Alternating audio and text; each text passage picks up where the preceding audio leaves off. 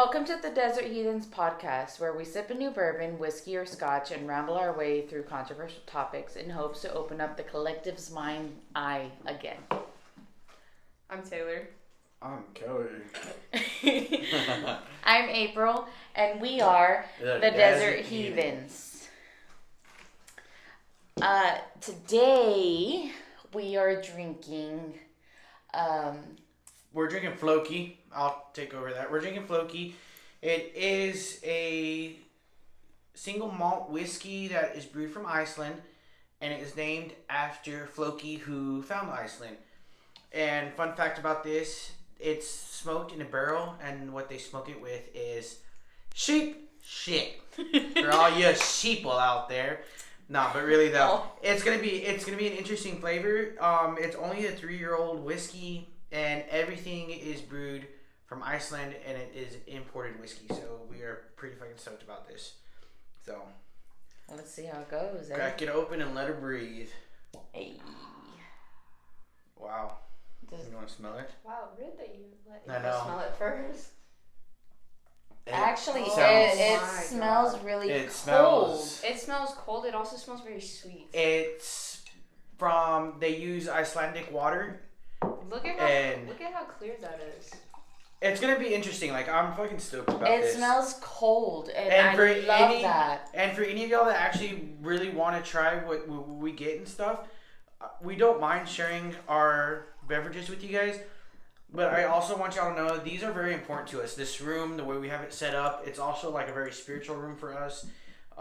Before we start our podcast, we throw some ruins and witchy cards out, and we read about it. And a lot of the first time we did it, it really represented what we were talking about. We did it again before we started this, and it did the same thing. Mm-hmm. It was very on point with what we were planning on discussing. Yeah, so. It's really great, and we hopefully would like to add that into future podcasts. Once we get better at it, I'm the one doing the editing, and it's rough on my part. But anyways, enough rambling.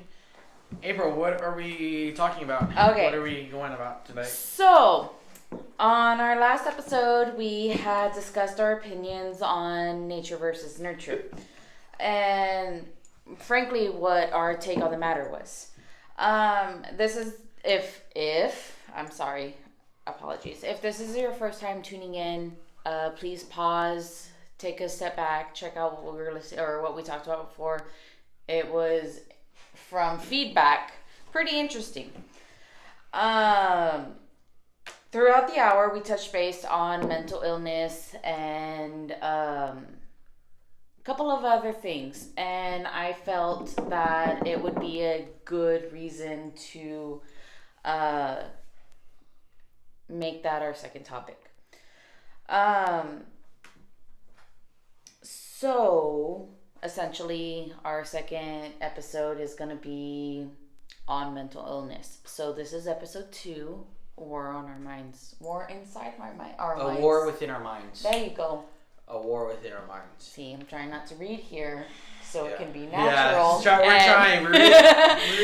We want to keep it. We want to keep it natural. We want to keep it, go with the flow and whatnot. So I'm trying not to read, but it's a war inside our minds. Many of our listeners are people that we know in real life, so you guys know that we all deal with our shit. We have our depression, we have our anxieties, we are very open about it. We have a tendency on acting like these things don't consume us. Yeah. We've been very, I don't want to say conditioned, but essentially conditioned. We know we are the way that we are, but we're very good at presenting ourselves otherwise, I guess, is what it is. So this is where we're going to talk about our crippling depression and anxieties. Yeah. So where are we starting, I think you saying that we almost have conditioned ourselves to pretend around others. Because I feel like we don't pretend within ourselves. Absolutely not. We don't pretend within our family. We don't. But when it comes to anyone outside of our family or our immediate circle of people we care about, we have no problems. I don't get anxious, I don't get depressed, I don't get anything when I'm around other people. I don't show it. You're very good at hiding it. Well, like for example, several times within this week, oddly, the topic of my anxieties has been brought up. You know what? Because I'm going to Gorzui's this weekend. And it is the first weekend that Gorzui's has been open. So obviously it's going to be very crowded. There's going to be a lot of people. There's going to be a lot going on. So the people that I talk with, they don't see that I am as socially anxious that I really am.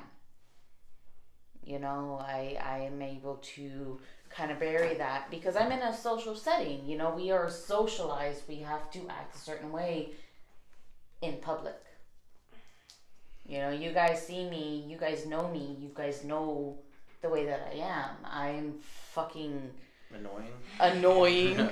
Yes. Yeah. No, and I think a lot of like mental illness in general, I think a lot of it has to play with your environment. So if you suffer from anxiety and you know, like you're talking about, you're having anxiety right now about going to Orzuki's. So you already planted that seed of anxiety in your mind. So when you go in there, that seed, and it's just kind of like, well, I'm in a public setting, I'm around people, so I can't freak out. You start drinking, it's supposed to calm you down. But you've already planted that seed that you basically said that this is the way that it's going to be. I'm going to get anxiety when I get there. And you start nourishing that seed. You start getting it. And I've had a lot of people argue with me about it, you know, about mental illness, that it's wired with your brain, it's wrong. There's something wrong inside your mind. But I strongly feel like that along with mental illness, you feed your depression. If you know locking yourself up in your room, you're like, well, it's so hard to get up. It's so hard. You know, you keep telling yourself it's so hard. You believe it's going to be so hard. Your mind, absolutely. Your mind is powerful. Let me use Taylor for an example. When she gets her depressed episodes, it's locked up in your room. I get depressed and I just I don't shower for 3 days, and I realize what I'm doing. I'm like, oh fuck, dude. I think the hard part is realizing it. Realizing it. I don't realize it until you do. But yeah, but it's also like feeding it, like anxiety. I used to suffer from anxiety also, and my first reaction with it was I'm gonna start inputting myself in crowds because I'm gonna get the fuck over it. I am not gonna let something in my brain or something that I tell myself control me. Why would I? Why? I don't want that. I don't want to live that way. But it's the same thing with depression. When I was 18, 17, I went into therapy. I thought therapy was fucking bullshit. But when I look back at that time frame in my environment, my therapist diagnosed me with depression. He wanted to send me to a psychiatrist. They believed I have bipolar disorder, that I could be mildly schizophrenic. All of those things that might possibly still be true. but when I look at it now, and now that I have a clearer head on my shoulders and stuff, you realize that time frame that I was in was a very wild time frame. Absolutely. And it had a lot to do with what was wrong with me, you know. Yeah. But I think that's with a lot of people, and I think mental illness, it used to be such a stigma, but I feel like mental illness has become such a fad. There's someone that I see on Twitter, for instance, and she likes to talk about her anxiety, and she has ADHD, and she's this and she's that, and she very might well have that. Yeah. Absolutely. But I also feel like instead of trying to help yourself and get better without the pills, all you do is complain about it. You complain about it and you don't try to fix it. Yeah. There's been studies done on the mind, how powerful your mind truly is. That quote, it takes 21 days to make a habit. Yes. You know? Or it's easy to become addicted to something. You know, you can become addicted to trying to better your mind. You know what? Why would anybody want to do the hard way when you can sit and blame it on your mental illness. When I was working with Ethan Buck, what is he? Iron Will Fitness on Instagram. That was one of the things when I started working with him. I was at one of my lowest points that I had been in a long time, and he would talk about that a lot. Is the way you speak to yourself. And the motherfucker found me on Instagram, and he would see this, or no, on Twitter. He found me on Twitter, and Twitter is where it gets a lot of unfiltered shit, you know. Yeah. He found me on Twitter, and he would see the way that I would talk to myself, and when we would have our calls, he's like, I see you. I see what you say. And what you say is what you feel. The more that you talk down to yourself, the more you're going to feel down.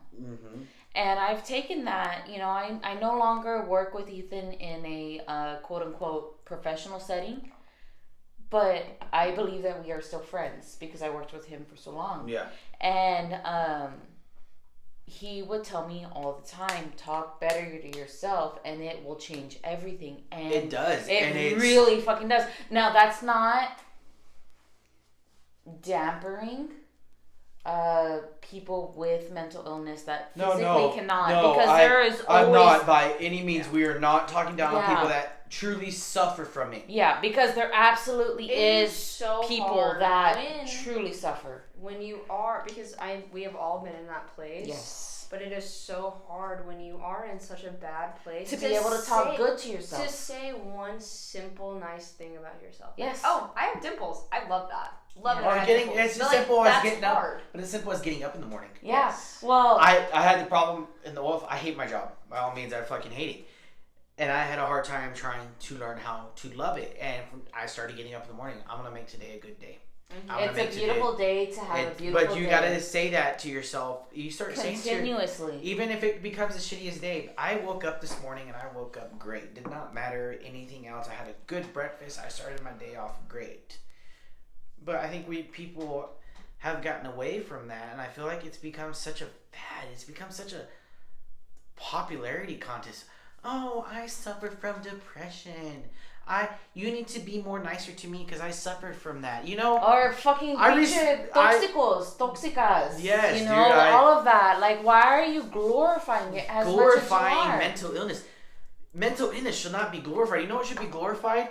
The motherfucker that got over it. Correct. The person that battled through it and said, I was once a depressed person. I was once suicidal. You know what?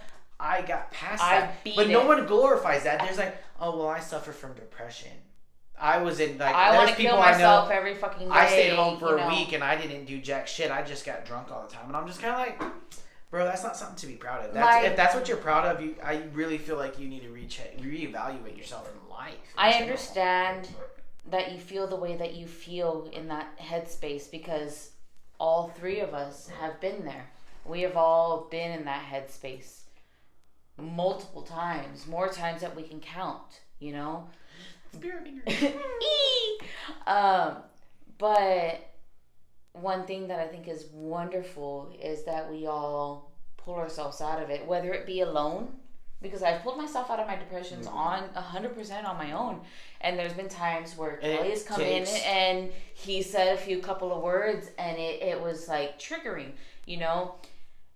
And Kelly and I are very, very close. Taylor and I are kind of close. Since when? We live together. I mean, did you not hear our shit the other day? We were like totally in sync. But Kelly and I came together after his divorce and my separation with my eldest daughter's dad. So we were in a very, very, very dark place. So we see each other. We know each other. And Kelly loves me, without a doubt, even though he'll make a face like he is. Oh, yeah. But to protect his mental, when I'm going through my downward spiral, because I do it every so often, he will pull away. And I think a lot of people, when it comes... I ended a really important friendship to me a long time ago. Mm-hmm. And it's the same... Like, we talked about how... I'm pulling away, and you don't get it. Whether you get mad because like you're not here for me, but it's kind of like You have to learn how to save yourself. Well, currently, I am doing that. I am pulling away from a friendship that I very closely hold dear to my heart, because it was, as much as I love this person and how much has this person helped me, their specific mindset was at this exact moment, and I hope that it changes in the long run and we can get close again, because I love them dearly. But it was pulling me down. But that's the thing, is you have to, and that's the part where comes trust. You have to trust that your best friend knows you enough that they're gonna respect that and understand why you pulled away. And I pray every day. And the same thing is that I lost a friendship back in 2015. It's been 7 years now. She was my best friend. I loved her to death. There is nothing in this world that I would not do for this girl. And I pulled away from her. And I ended it. We had a rocky ending, and it was one of the hardest breakups of my life, you know, because we did everything together. But I guess what I'm trying to say is that I wish she understood, that she knew me well enough that she understood why I pulled away. It was to save me. Yep. And we look back on those memories, you know, like. But that's where you gotta trust that trust. What I think though is that I think that everybody that comes into your life it's for a reason. It's for a purpose. It's for a purpose. It's for a reason. Yep. And if they're meant to be in your life for the rest of your life, they will be, without a doubt. I think that there comes a point where you are put in a situation where there's either, it can go two ways. Either I'm going to pull away from you and you're going to let me and I'm going to lose you. Mm-hmm. Or I'm going to pull away from you, you see it, you respect it, and you stick around. Mm-hmm. There's two ways it can go. And I feel like if the person chooses the way where you're pulling away from me and be a butthole about it, and I'm going to stop being your friend. A butthole. then that friendship's not that's not supposed to be what's in your life. That friendship served its purpose. Mm-hmm. She was there for you. She loved you. She helped you through a lot. Yeah, and then you move on. And then it was done. And I don't think that there should be ill feelings about it, because you helped me when I needed you. Yeah, and that's not, and you take from that, and that's when you talk about it now. I was very angry with her, and she was angry with me. But But I look back at it now, and I was just like, that's the part where you got to take care of your mental health. Mental health is so important. I remember watching the Olympics this past summer with Simone Biles, and that's water. I know, watching the Olympics with Simone Biles, and she stepped away for her mental health, and these grown-ass men and these people were fucking bashing her, and I'm just like, man, if you've never, that is not the way it was supposed to be. That was not. That's not how that was supposed to go. I have the hiccups. Back on that is people don't try to understand someone else's point of view, and we try our best to understand these situations and try to man, I get what you're going through, I understand that, but then there also comes a time where you can only be understanding for so long until someone you can only help them for so much, and then you got to choose I'm either going to spiral out of control with you, or this is going to end. Yeah, it's going to end, and it's plain and simple.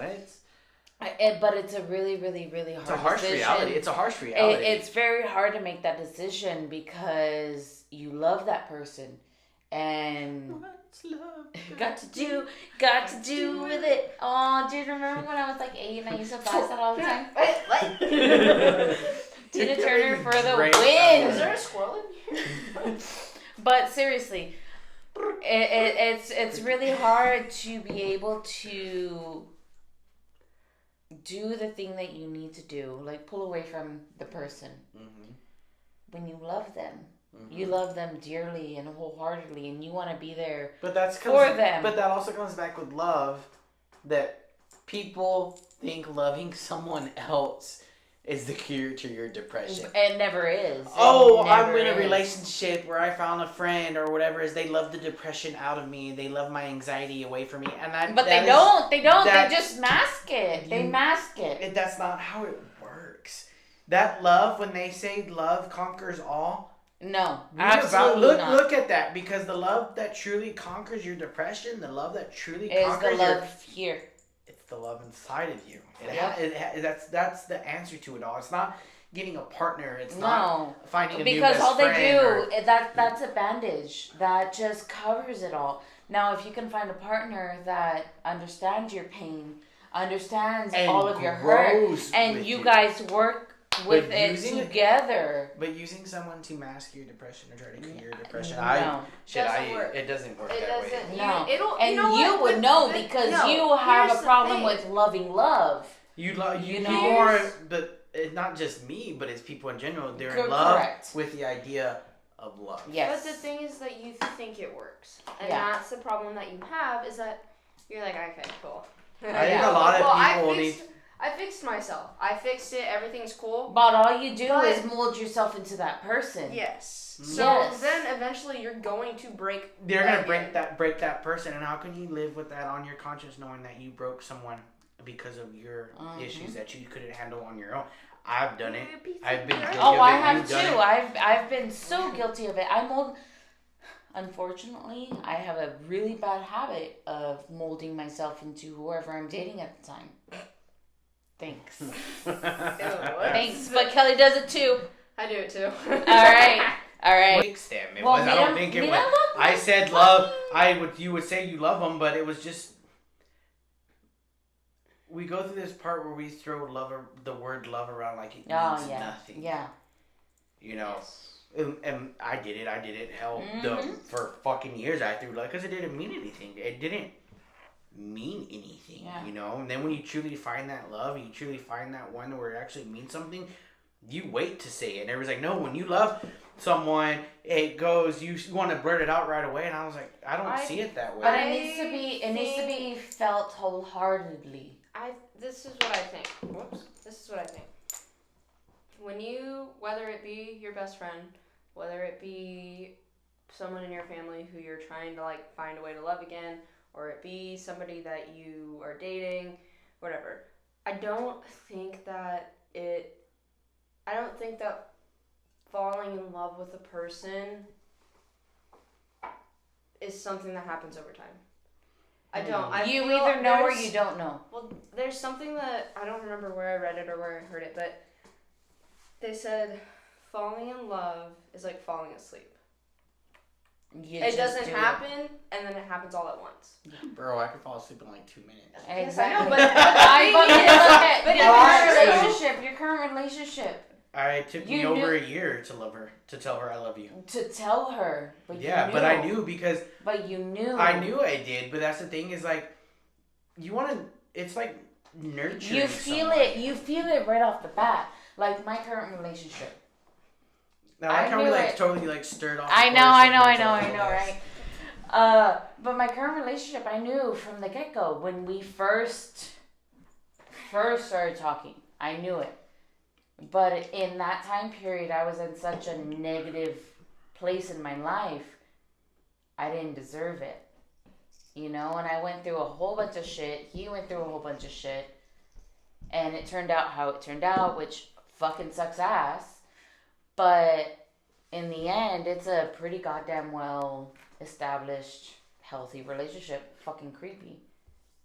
Very fucking creepy. Like, it absolutely creeps me out. And in your relationship right now, you went through a lot of bullshit with several girlfriends. And you felt like you loved them for whatever reason. You said that you loved them, whatever.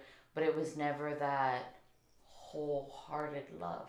And I feel like the current relationship that you are in is very wholehearted because it's not that intoxicating love. That's the thing.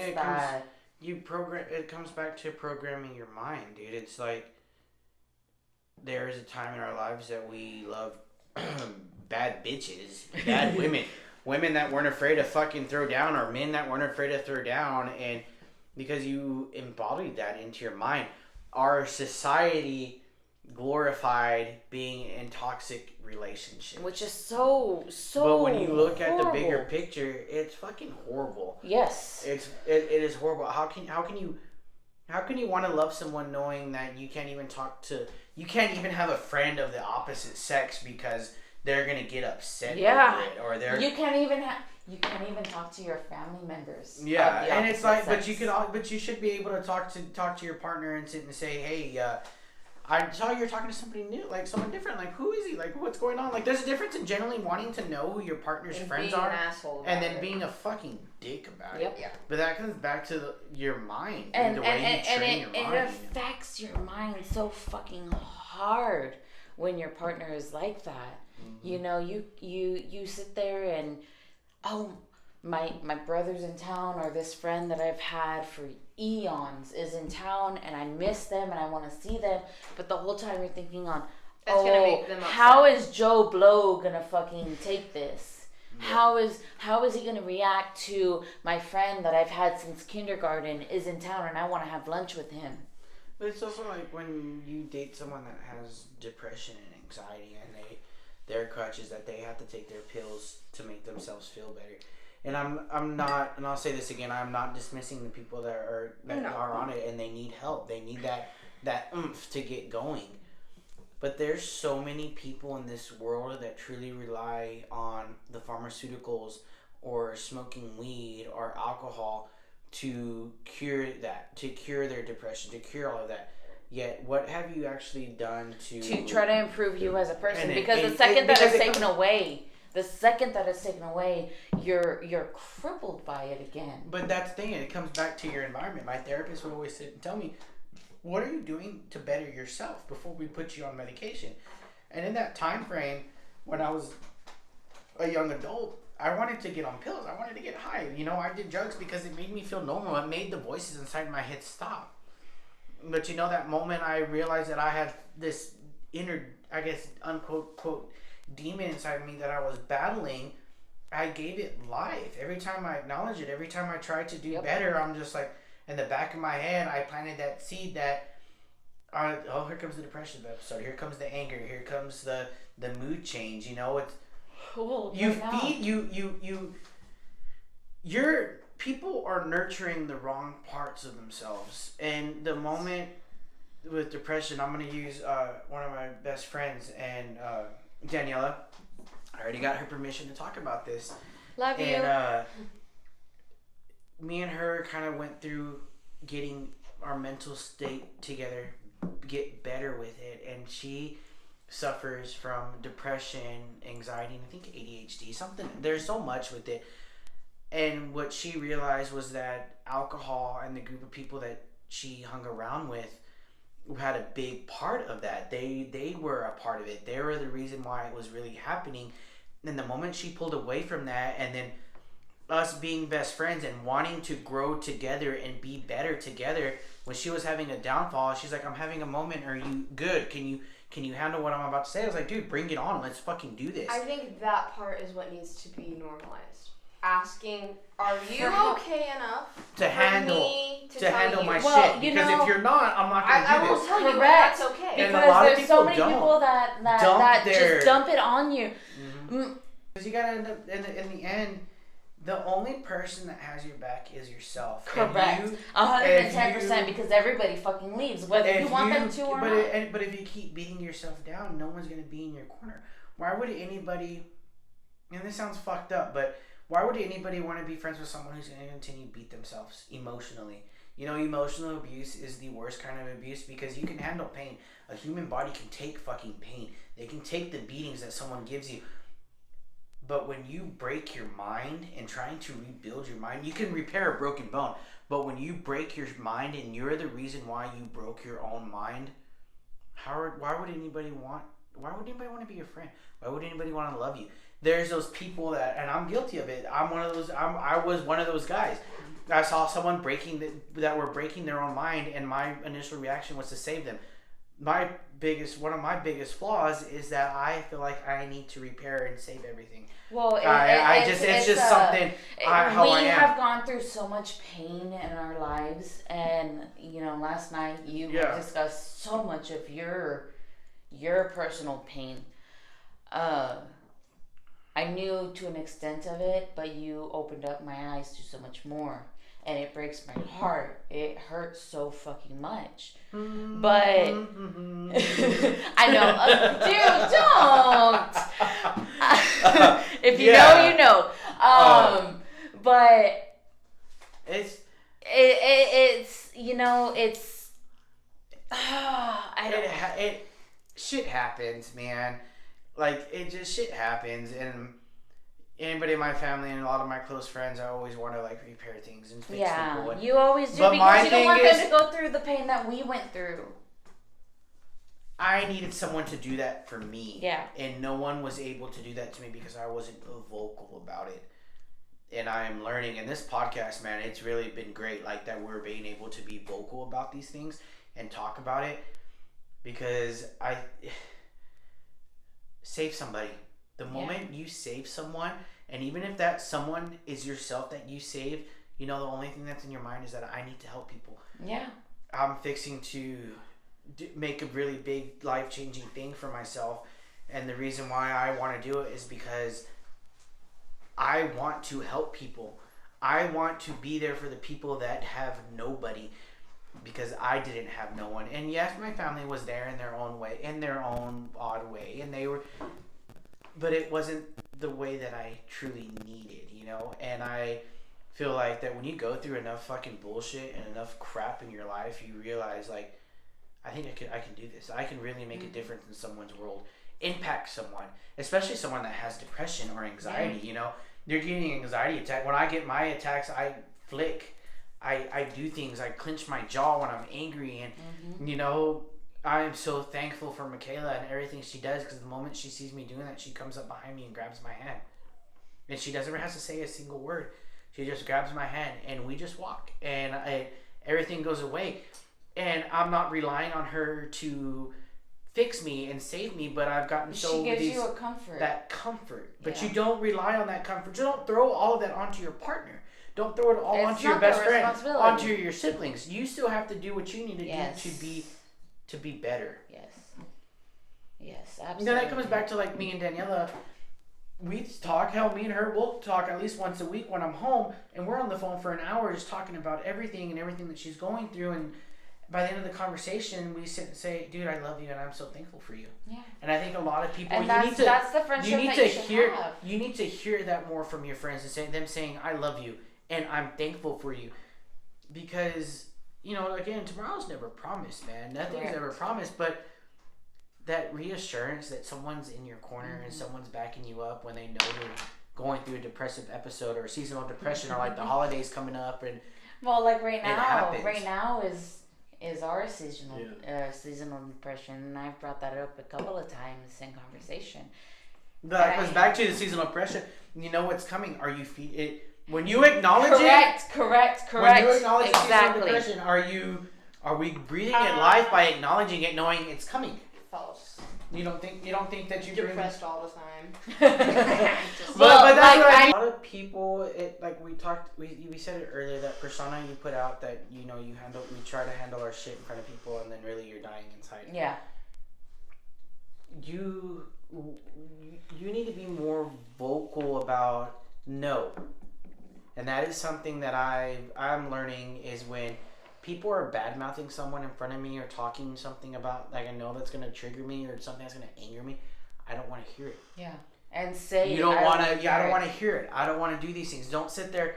I'm well aware of what's going on. You don't need to sit there and add fuel to a fire. And I think a lot of people do that because you feed on that drama. You feed on that. You feed on that negative. Despite what people say, they feed off of it. Yeah. They love the drama. I got accused of being lichona. You know, and I know that I am. I love knowing information about people. I don't want to be involved, but dime todo. Yeah. Tell me everything. Tell me all the things I want to know. But when you sit and think about it, being lichona, being how is it in English? It's like you just want to know all the information. Well, it's being a chismosa, dude. Yeah. That's it, literally. Like, well, chismosa is more. Chismosa is more spreading it. Just wanting to know everything. I want to know all the information. Yeah. But it's just like, it's a negative connotation. It's a negative thing bringing into your life. And it also comes into, you want all this information, you want to know all these things, and like I was telling you last night, how would you feel if that was someone else doing that to you? Yep. How would you feel if? Exactly. How would you feel knowing, like another example? How would you feel knowing that someone suffers from mental illness, and you see someone taking advantage of their mental illness? Yeah, it's ugly. It's disgusting. I'm gonna use Taylor as an example. Are you okay with discussing what you were diagnosed with? Oh yeah, go for it. Taylor was diagnosed with severe depression when you were in what, high school? Yeah, like 17. 17, 16-ish. And everybody knew this, and when you see the people you love most take advantage of your depression that way, and you see it and you hurt them, it's sad. And you know these people are doing it and they can't help themselves because they see a weaker mind and they feel like they're strong, mighty, and powerful, that they can do that and manipulate a child. They see you, and it's sad. And now that we're growing up and we're getting older and you see these things, you realize, was there really anything truly wrong with her?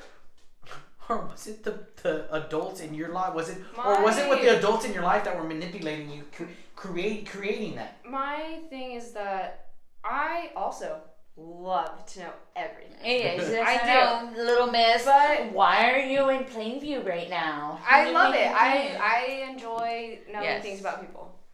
But our family has a tendency to run its mouth a lot. Mm-hmm. And so I knew that when I got diagnosed with what I got diagnosed with, and I was on medication for a little bit, I knew that was going to get out. Mm-hmm. Because if it makes you feel any better, I had no idea. Really? I mean, I know that you're clinically depressed, like that's fucking obvious. But I didn't know that you were on medication. I didn't know that you were specifically diagnosed. I had no idea. Yeah, I told the lady, it was really funny and it made me laugh, which I feel like it shouldn't have. But so I'm telling her, I'm like, I don't want to be here anymore. Mm-hmm. This is where I'm at. I deal with that every day. And she was writing. She puts her pen down and she looks at me and she goes, "Why are you here? You're severely depressed." And I was like, "Because I'm severely depressed." Okay, thank you for pointing that out. But my point being the topic of conversation that I knew I was, because our family likes to talk, and it's not always in a bad way. Sometimes it is, but I think in their own weird way, they think they're helping, and they're fueling it. Like, again, you're a 17-year-old kid. Yeah. An adult you're supposed to know how to handle these things, yet as an adult, you see someone weaker, and you pick at it, and you mold it, and you do. They're like, I'm gonna air out your dirty laundry because it makes mine not look so bad. Is what it ends up being. And that exactly seeing what you went through and all that stuff that you went through, I went through it also, but I was a lot more younger than you. Yeah, we all know. But it's just, you want to sit and talk about it and reach out for help, especially from your family or from a friend, and you have to distill that trust that they're not going to take advantage of your weak mind.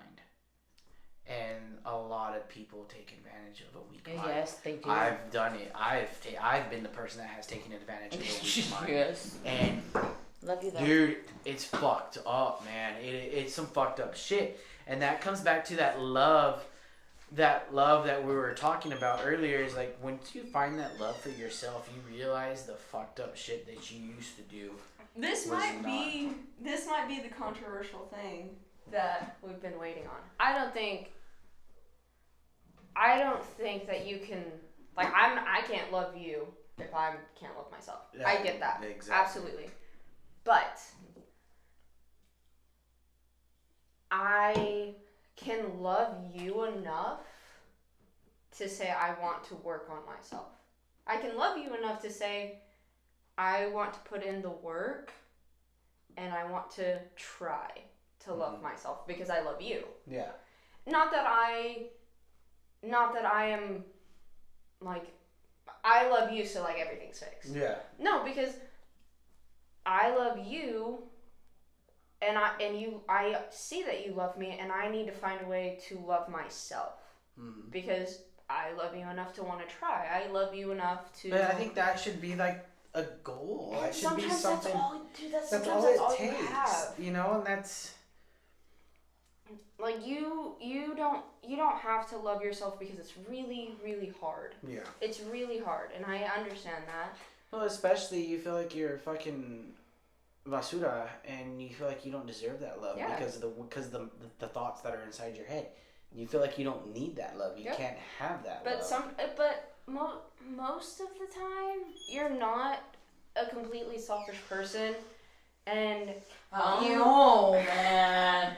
I met some pretty selfish people. Yeah, but sometimes you're not always a selfish person, and it's like, there is a reason that you love me. There is something that you see that I'm clearly not getting. You're secretly my child, and absolutely. True. But just in case if y'all didn't know that, Taylor's actually my kid. We hid it. My mom. She took the blame. She took the blame and wore a fat pregnant lady suit, and Taylor's actually mine. Except actually, that's a lie. I actually don't belong. But for real, it's true. Actually, I don't belong to anyone. You were Deirdre's your real mom. No, but yeah, no, dude, I get it, and I think with mental illness in your mind and all of that, like depression, it's just we as a society and as people in general, we need to find a way to do better.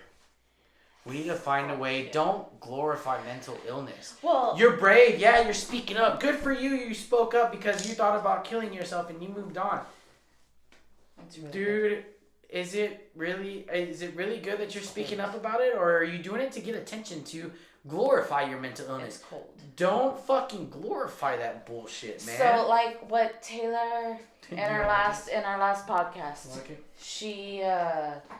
she touched base on how I pretended to actually speak out. Wow. It's cold, right? It's like, cold. It's cold. Well, it's made from an Icelandic spring. I know, and it tastes cold. I tripped dicks. Wow, why did I say dicks? That's weird. Anyways, in our last one, Taylor called me out on pretending for a long time about being somebody you're not. Yes, pretending that I could speak out, pretending all of these things, and who I am now. Like I actually fucking tell people shit. I did that as a protection, you know, like I do it even now. You know, a lot of people believe that I am a very confident person, that I'm very outspoken, I'm very, all of these things, because I have created this. Yeah, no, I am like this crippling anxiety, depressed person. Stop. But, you know, Kevin brought that out, and it's absolutely true. You know, but that's just like that. I think everybody's guilty of that. Correct. Everybody's and that's guilty where of that. Your brain... Don't be afraid to sit there and say, I fucked up. Yeah. I was not this fucking person. Yeah, I wasn't. But I did it because if I lied to myself enough, I would believe it. Because you goddamn well know I will fucking talk shit to anybody now. I don't give a shit. You know what? You might be twice my size, but if you're doing something wrong, I'm going to tell you. It's just like that instance when you got in the fight with that dude at Gorzuki. Exactly, that's what I was And everybody was like, Kelly, you need to go beat his ass. I was like, why? April wanted to be all chingona and act the way she did. And she has to rip. I got my ass laid out. There is a difference in defending someone's honor and doing everything that. But you know, you walked yourself in that. You're well aware what you got yourself into. Yes. I'm not going to sit there and make myself look like a dumbass. Yeah. April is her own person. April's an independent person. I love you. Do anything for you. If you get yourself in a shitty situation, I'm like, well... it is what it is. I will punch somebody for you after the fact. Yeah, and quite frankly, that instance in Gorzuki's, I was defending somebody's honor, and the person's honor I was defending called the fucking cops on me. So she never deserved it. So fuck that bitch.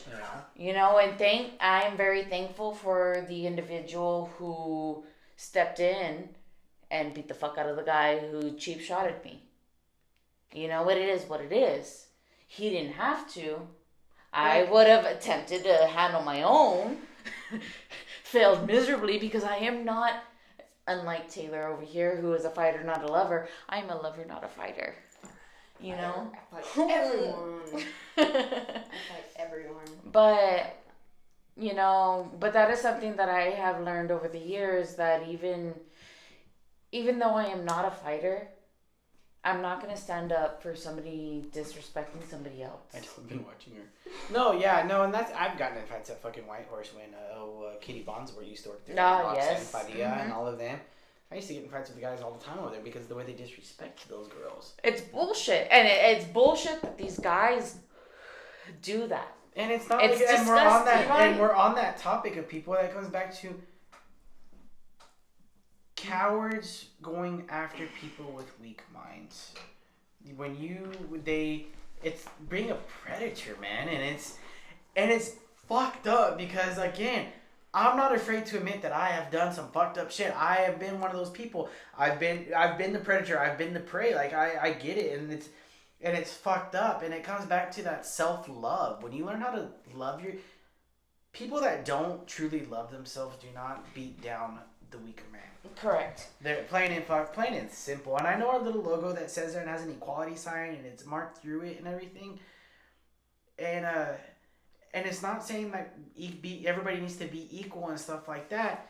It's that we have to, I guess, like a chain, not like a. It's not like a chain, but people complement each other. People complete each other. Yeah, when the weak go after the weak to destroy the weak, that's not what it's supposed to be. That's no, never supposed to be. Quite frankly, the strong and the weak need to come together to build this solid foundation. They need to come together and build. But you need to understand that they're not equal. You can't. A strong person. You can't get this little ruin here and this spittoon and say, okay, well, now we're equal. But the same. Strong people can make more strong. Correct. And that comes back to what I talked about in the first podcast, is that building a light so bright that it drags the people out from the dark. And yes, you're going to have people try to put out that light. But you guys all bond together. Strong. You want to create a bond. You want to create strong people. You want... Why would you not want to build a strong society? Well, you bring it down to a scientific standpoint with bonds. Bonds are bonds. They are solid and they stick together and they... H2O. H2O. No. Like the molecule. The molecule. Hey, Bobby Boucher, would you get some of that H2O? This is some good quality H2O. Hydrogen, and 2 oxygens. To make water, you have to have those 2 oxygens and hydrogen, and you bond them together. You have to have them as a solidified entity to make water. So you bring this strong person and this weak person together, and it's so good. No. It's cold water. It's cold water. It has like a tamarindo taste to it. Yes. That's what it is. It's cold tamarindo. Here's my 2 cents. Fuck your 2 cents. Well, I'll give you my 3 cents then. But it's so fucking good, dude. Like it even smells cold. You can be a weak person. You can be a strong person. You can be an in-between person. Either way, you're going to learn from all of them. Yeah. You could be the strongest person in the freaking world. It doesn't matter because you could learn from the weakest person in the world that X, Y, and Z. In whatever reason, you could learn something from them. So you can't sit here and you can't say... Being a weak person, you can learn how to appreciate the world around you. Yes. Yeah. Being a strong person, you can learn how to appreciate that you can get past through anything. When you are a strong person, you have a tendency to feel like you can take on the whole world. It's true. And in reality, you end up breaking yourself to become a weak person. I'm sorry. No, you can. You can take on the world if you really put your mind to it. But like you said, you do break. So if you have somebody that is not as strong, who's sitting here and be like, why the fuck are you doing this right now? Yeah. You don't have to. Feel what you're feeling. Let it happen. Feel it. Understand yes, it. And then let it go on its way. And you can still just... Don't feeling your emotions does not make you weak. No, and that's that stigma that you're trying... that people really need to break away from is that being emotional is not a weak sign. It doesn't make you... I feel like it makes you stronger to feel it and be okay with it than to not feel it and pretend like we're all good. Yeah. We're all good. No, I get it, dude. And all of it comes back to is your fucking brain, man. Your brain is the most powerful thing about you. Yes. Why would you want to damage it? Why would you want to sit and be weak? Why would you want to sit and glorify your depression? Why would you want to sit and glorify your anxiety or any of that? Because the more that you glorify it, the more that you become feel into it. Addicted to sympathy. Yes. You become addicted to that pity party that people give you. Oh, you're so strong, or oh, you're so this. Oh, well, you know, man, fuck that shit, all honesty, dude. Fuck that weak shit. I've been talking about my past a lot-ish the last couple of months, and I got accused of wanting to live in that victim era. For those of you that don't know, because I'm very vocal about it to my friends, you know, my oldest daughter, her dad and I were in a very abusive relationship. He was very verbally abusive towards me, very emotionally abusive towards me, and right before I left him, it was borderline physically abusive. And I was with him for 8 years. And it molds a lot of who I am as a person. Unfortunately, because I was very young. We got together... Oh shit, how old was I? Like 13? On and off since I was 13 until I was almost 21. And it's very much who I am, unfortunately. And even though I haven't been with him for, 6 years? Something like that. There's little things that still have a hold on me because I was so conditioned into this lifestyle. And I got accused that I am more or less addicted to that victim mentality. And you kind of can see that because when you talk about something so fucking much and you, you breathe it life, you end up kind of living it again. Yes, and absolutely. That's a big thing, that victim mentality is that people feed it and they don't realize they feed it. Yeah. When you live in it and keep living it, you keep talking about it, it's like, wow, do you fucking miss it? Or what's going on? Last February, I went through, I think it was December, February, I don't remember. I went through a phase where I was writing a excerpt of a book that I want to write. I think I told you about it. I essentially want to write up the most fucked up person ever. Yeah. And I want to bring you and Hunter into it, and probably Kevin. And just create it's going to be all four of us and create the most fucked up person ever. But that comes back to, are you going to become like a method writer? And that's the thing is, like, when you do stuff like that, is that you open up yourself. I haven't touched on it since then. Because you end up opening up the door and reliving it. Correct. Because when I started it, I had to relive the most traumatic moment of my life. And I was very drunk through most of it. But I wrote it, I put it into words, and I released it. Mm-hmm. The things that this man did to me were very not okay. And I wrote it down on paper. I hand wrote it. And I released it. I acknowledge that it all happened. Well, that's like but it no longer has that hold on me that it did once before. But it's just like, that's why when we do like the winter solstice, it always comes back to burning everything down and burning it, because get rid of it and it's release burning it. It's releasing it. You're getting rid of it. But that's also like why I stopped writing like poetry and stuff, is because I would write about it and I would get so obsessed with it that it would take over my life. You know, that's the part of being a fucking writer, is that you get so consumed by your characters or by your words that you end up becoming your words. And that's the very last thing that I ever want to do, because you guys know the shit that I went through, which was all ultimately my own doing, you know, and I acknowledge that. Like, the amount of times that I sat at the office and complained about it, I should have exited that relationship way sooner. But you become addicted to it. You don't know how to live without it. Yeah, and that's another thing. Like, again, it all comes back to your fucking brain, man. It's like you become addicted to these things, and I guess knowing how to acknowledge it and taking the right tools and getting the right help. And man, I'll fucking preach it all day fucking long. Get a fucking therapist, dude. Brian.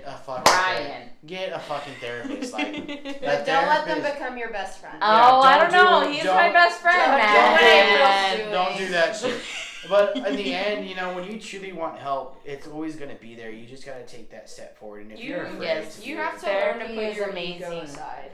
Yeah, you really do, because what it boils down to is your ego. Ego and pride.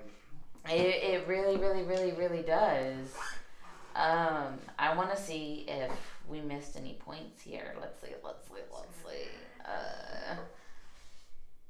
Glorifying mental disorders are not a crutch. We've touched base on that.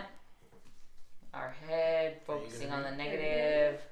Honestly, I think we actually touched all of our bases. Yeah, no, we kind of like touched up. I know, like, we kind of like stared off track and stuff. I mean, shit, it's a fucking podcast. Like, who fucking cares? Yeah.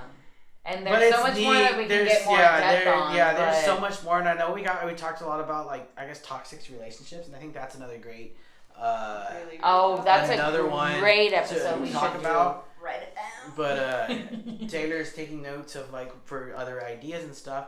We still and we want to do another 2 episodes of at least just us 3, and then we'll bring some guests on and like start really like shooting this thing off. But again, we want to finish it off, this podcast, with an excerpt from Meditations, Marcus Aurelius, and this excerpt really really touched when April decided that this is something that we want to do. And I want to like say a little reminder. This is from, I think, 125 AD. So this is centuries ago. And the things that Marcus Aurelius talks about is things that we are actually going on through today. So this excerpt is from book 9, and his Meditations is based on his journal. So I probably never wanted this to be read, but here we are. All right. If you can show them the better way, if you cannot remember that this is why you have the gift of kindness, the gods too are kind to such people, and in their benevolence even help them achieve some ends, health, wealth, fame, you can do it too. Or tell me who is stopping you. Work, don't work as a miserable drudge or in an expectation of pity or administration. One aim only, action or inaction as civic cause demands. Today I escaped from all bothering circumstances, or rather I threw them out. There were nothing external but inside of me, just my own judgments. All things are the same, familiar in experience, transient in time, sordid or in substance. Everything now is as it was in the days of those we have buried. Mere things stand isolated outside our doors with no knowledge or report of themselves. What then reports on them are directing mind? Good or ill, for the rational social being lies not in feelings but in action, just as also his own virtue or vice shows not in what he feels but in what he does. And I hope what you take from that and what it says is that what's stopping you to be better? What is stopping you to obtain wealth? What is it stopping you to obtain a good health? This is from centuries ago. This is from a Roman fucking emperor, and this book has changed my life on how I handle things, and I hope somebody out there can pick it up and read it and enjoy it. Again, y'all, you have the power to control your mind. Mm-hmm. You have all this power, and I hope with the ending of this podcast, you take something from this and you learn something from it. Leave us feedback. I hope you enjoy it. We are the Desert Heathens. Hey.